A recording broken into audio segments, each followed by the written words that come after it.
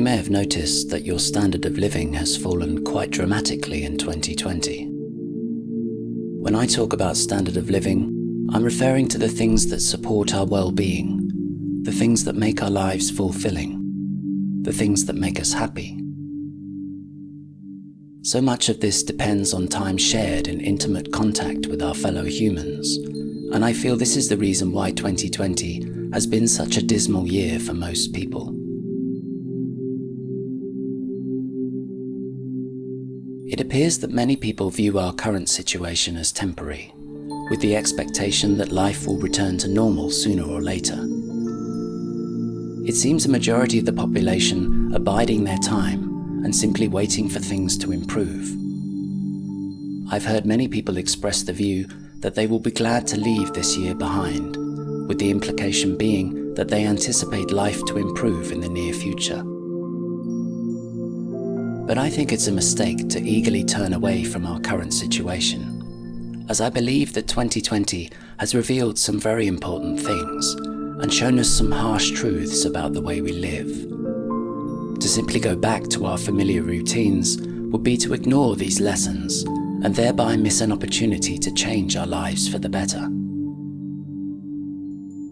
A wonderful thing about the pandemic is that it gave us a shared experience, one that touched the lives of all of us. At the very least, each of us can now appreciate how vulnerable our living arrangements are and how they do not respond well to shocks. None of us will easily forget the supply crisis we experienced at the height of the lockdown, as panic buying brought our global distribution system to a halt, meaning that, for the first time in our lives, we experienced the lack of basic necessities like flour and eggs. This is a good example of the lessons I am referring to, as we've been given a wake-up call with regard to our food system. And so the question is, do we take any action in response to this crisis, or do we simply hope that the system will adapt to prevent this from happening again? This question touches on what I feel is the central issue that's being presented by this crisis, as it highlights the root of the problem in the way that we live. To explore this, I'd like to read a quote from Dr. E. Schumacher, the author of a book entitled Small is Beautiful, a study of economics as if people mattered. We can do things for ourselves, or we can pay others to do them for us.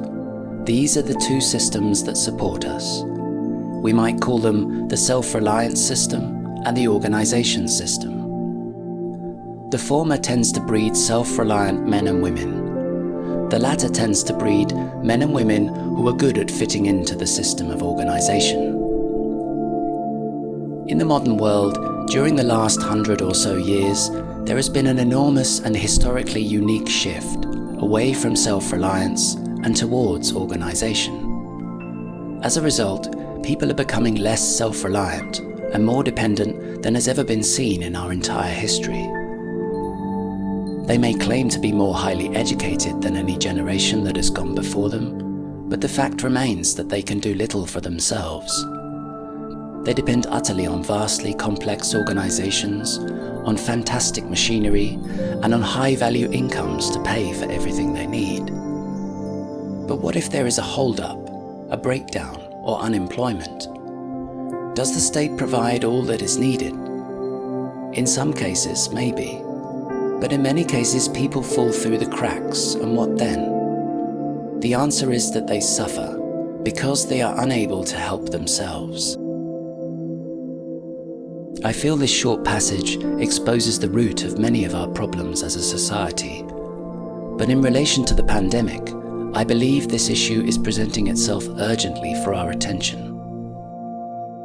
I get annoyed when people use dishonest language, which distorts the truth. And so when I hear people say they are suffering in some way because of the coronavirus, I have to correct them, because this attitude claims that we are victims of fate, which is not so.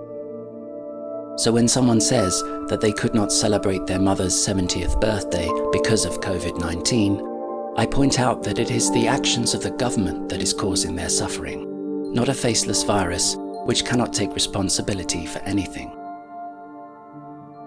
The reason this matters is that we must acknowledge that our lives have been turned upside down, not by blind fate, but by a deliberate shift in the system in which our lives are embedded.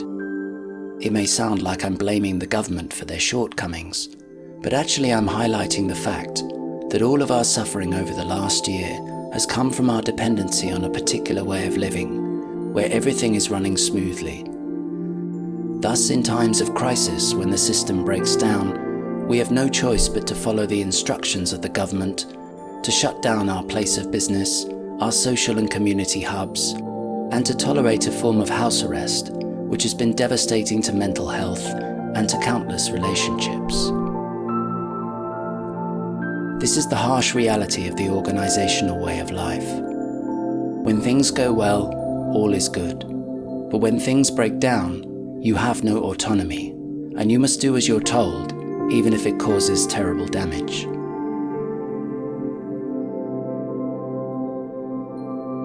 I feel that we've seen enough damage since this crisis began, and so now it's time to take stock and decide how best to proceed.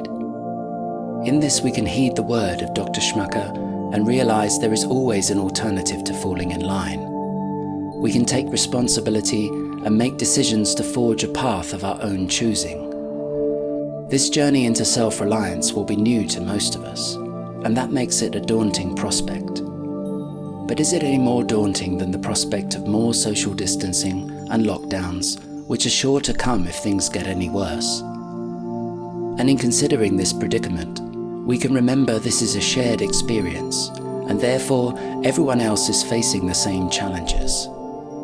And therefore, I would borrow one of the slogans used during the lockdown, that we are all in this together. But what I'm saying is that, rather than all of us being subjected to the same restrictions and limitations, each of us is empowered by the realization that something needs to be done, that we cannot do it ourselves, and that the government is not going to do it for us. And with that realization, we come to the unifying factor, that many hands make light work, and thus cooperation could yield better outcomes than the competition we have become accustomed to. I've traveled through some extremely poor parts of the world, where self-sufficiency is the only option.